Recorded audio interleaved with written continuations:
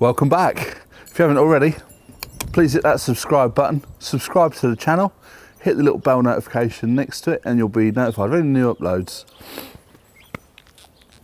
Today,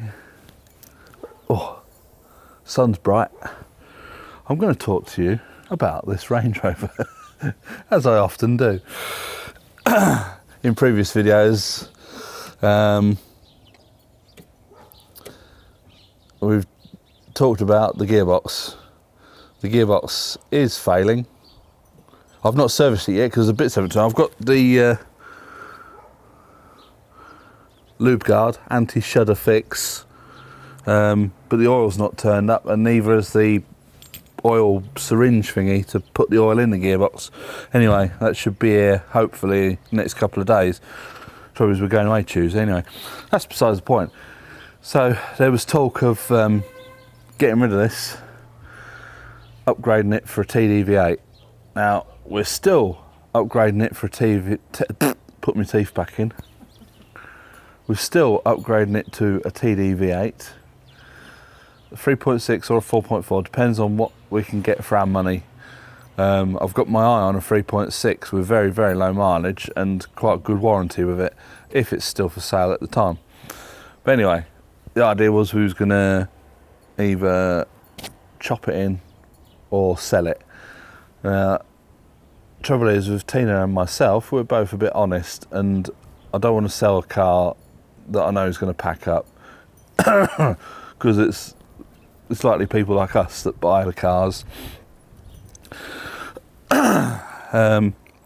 So then I suggested to Tina that we fix the gearbox fault and then sell it, and she said, why don't you keep it, fix the gearbox and carry on turning it into the expedition truck that we was going to, because if we're going to spend amount of money on a new Range Rover, or newish, we're not going to want to take that green lane and getting it scratched to bits and buggered about.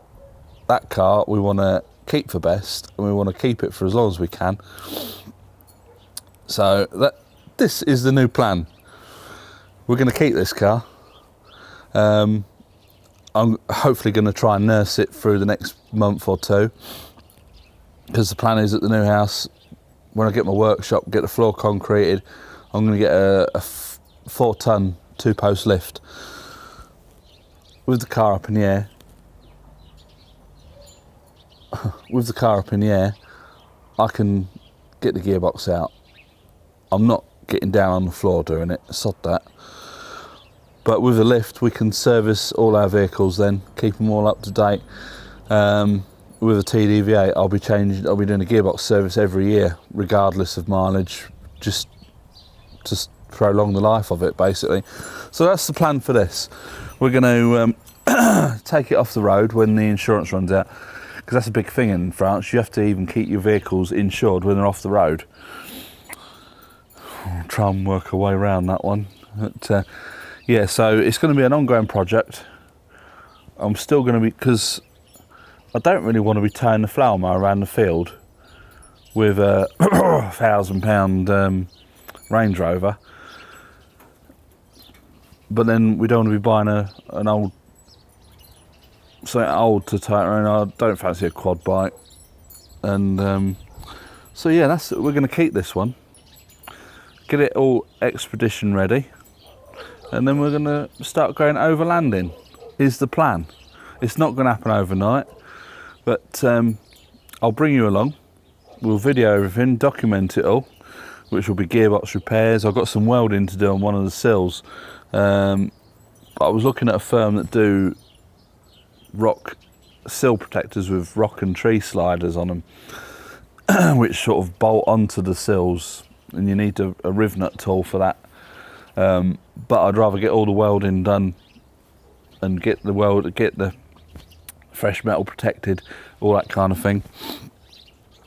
I don't mind this engine. It's not as powerful as a TDV8. I'm not going to go through all the drama of changing engines, because in France, if you put a different engine in that's not the same as the one that came out, it then becomes a modified vehicle, which is just a headache, and I can't be doing with that. This engine is absolutely fine. I know it's only about 170 horsepower, but for going overlanding, I don't need any more, because it's in low box, it'll climb up bloody mountains and do whatever you want. So the engine's fine, we've just got to sort the gearbox out and just go over it, top to bottom. And so that will be my next big project, apart from all the other projects on the farm. So that's the news on the Range Rover.